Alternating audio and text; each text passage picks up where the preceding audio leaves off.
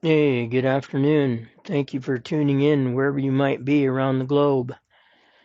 Man, I don't know why, but this one's a little bit difficult for me today to record.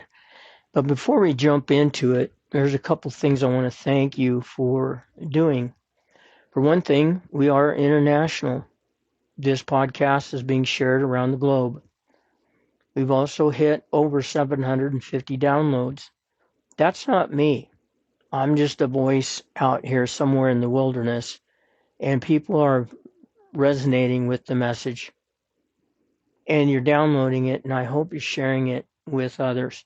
And if they're helping you heal or get out of a situation that's not healthy, then this time that we're spending together is more than worth it.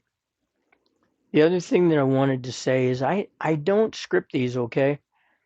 So, and there's reasons why I don't do that. Because I want our discussions to come from the experience, from being inside of one of these romance scams. I also want to talk about things that I see on the web, trends that I spot because I'm doing a lot of research on this obviously.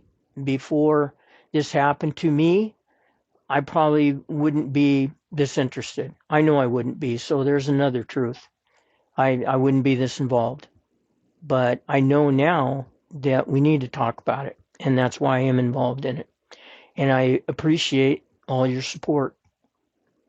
And the last reason why I don't script these is because I want the message to come from my heart straight to you, so that you know that what I'm saying, I truly believe, and I believe in. Okay? So thank you for your patience with me as I stumbled around and finally get these recorded. But today I want to talk about something that is really perplexing me. I see it in the conversations that out on the internet, on Facebook or social media, and so I really wanted to address it today. In fact, I'm still getting it within my own home, and it's been months. Okay, and it's not about the scam itself or the investment platform. It's really not even about the money. We've talked about those things, and there's still more to talk about. And I promise I will get to that. And we will drop down into the depths of this so that you can really see the mechanics. But what I want to talk about today is what happens after people find out. That's going to be probably, if not one of the most challenging discussions that you're ever going to have with your family, especially if you're the reason and you're in the middle of it. And probably before we go any further, I'm guilty of everything I'm going to talk to you about. So I'll preface that again. So everything that I'm going to talk about, yep, I'm guilty. But once the truth comes out, I stopped hearing, "Hey, are you okay?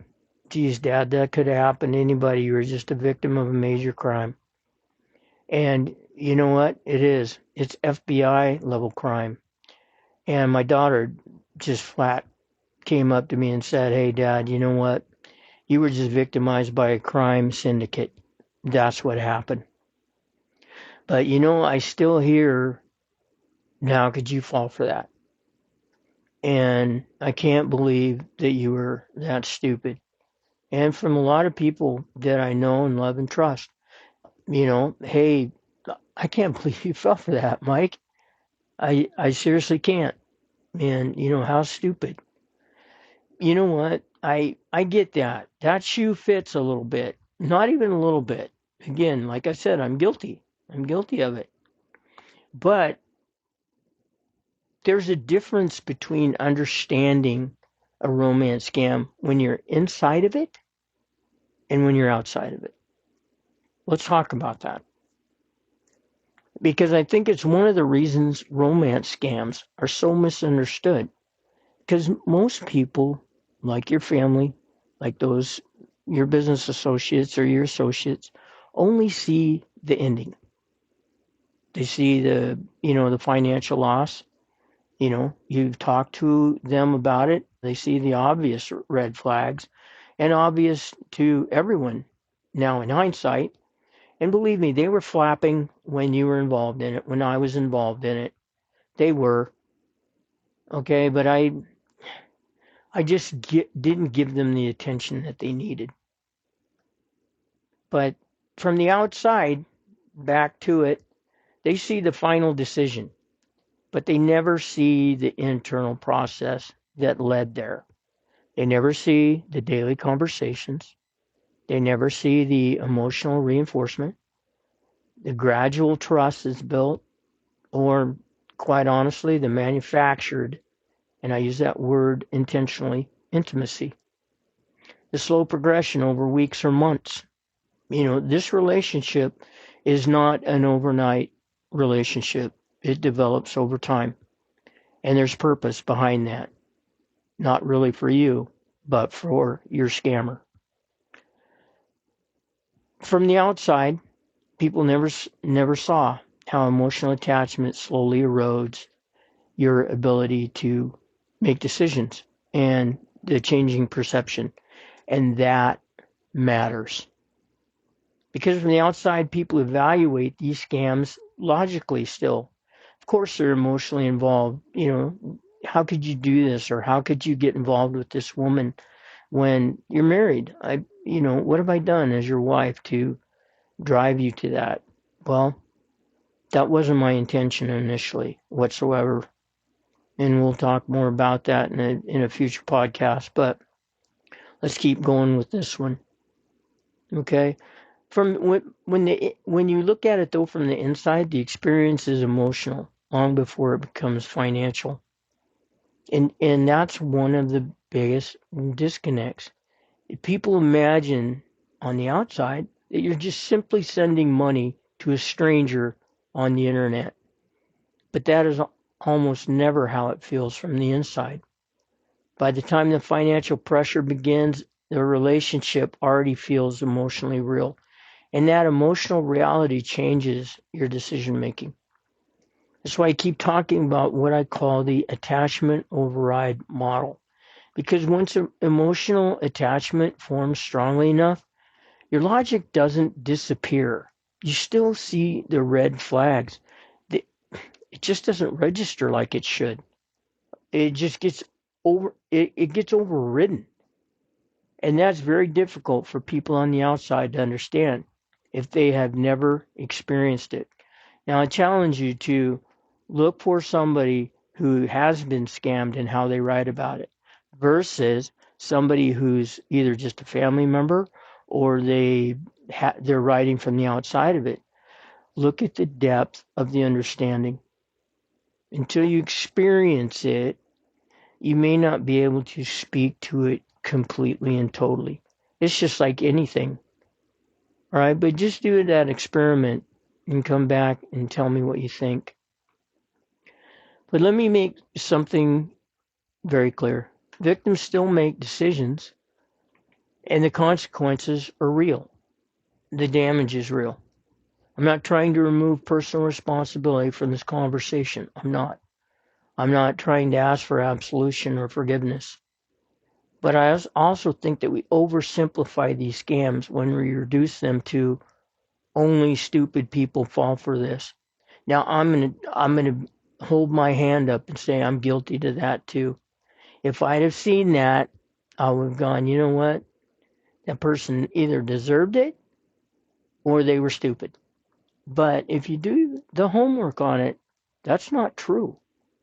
They just get involved in something that has emotional manipulation beyond what they're used to or know or ever experienced. So they get caught in a trap. And it is a trap. Okay? But saying that only stupid people fall for this, that explanation is dangerous. Okay? Because if victims are just stupid, then everyone listening gets to believe, well, that could never happen to me. But that belief is dangerous. because many victims are intelligent, capable, advanced degrees, responsible people who never expected to be psychologically manipulated in this way. I still cannot believe that I allowed myself to be manipulated like that.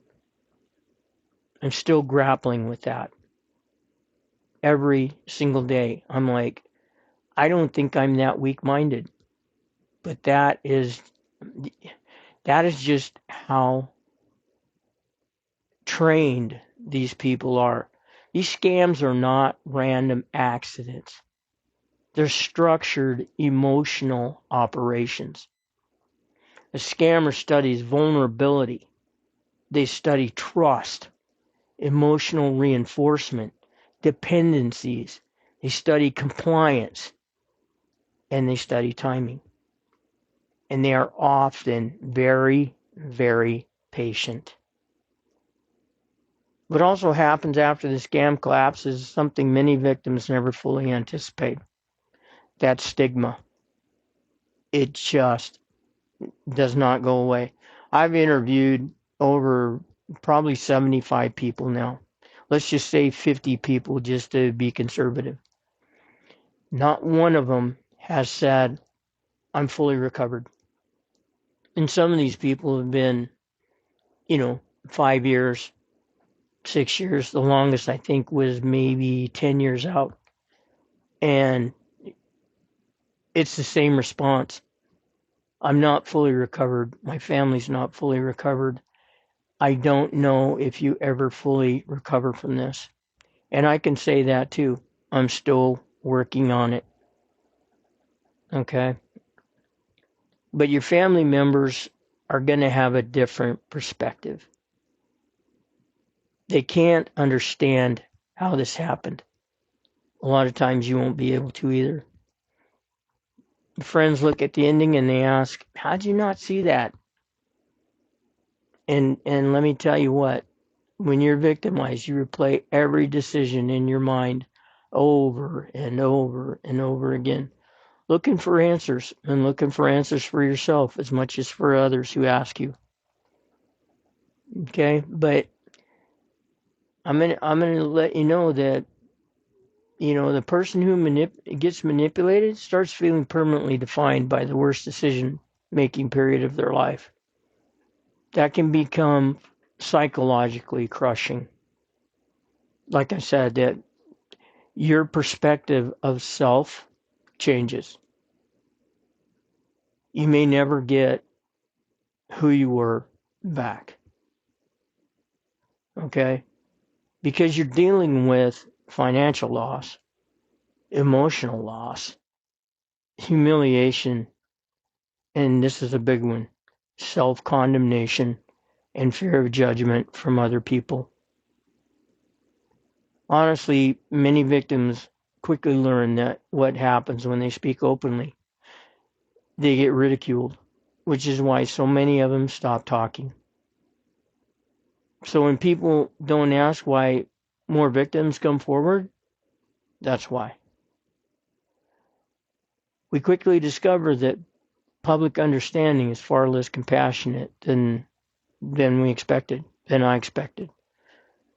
And that silence creates another problem, which is why I continue to speak out. Because silence protects the scammers. It does. It keeps the door open for them to knock on some others, right?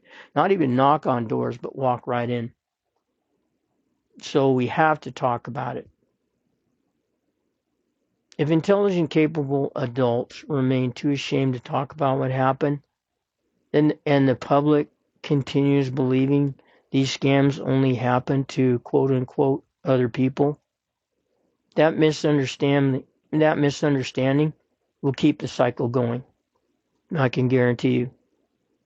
I also think this is why awareness matters so much. Not awareness built on mockery, not awareness built on humiliation, but awareness built on understanding how these scams actually work psychologically. Because the danger does not begin when money's requested. The danger begins when you first respond back. Oh, you're looking for new friends. Yeah, no problem. Hi, I'm Michael. Mistake. Oh my goodness. And that is the real battlefield. And if we continue misunderstanding that process, these scams are going to continue to grow. We have to understand these scams from the inside and from the outside, no matter which side of this conversation or this situation you find yourself in. We have to come together. We have to have a common understanding. Otherwise, the restoration of your family values and your relationships are going to take a lot longer if you can ever put them back together.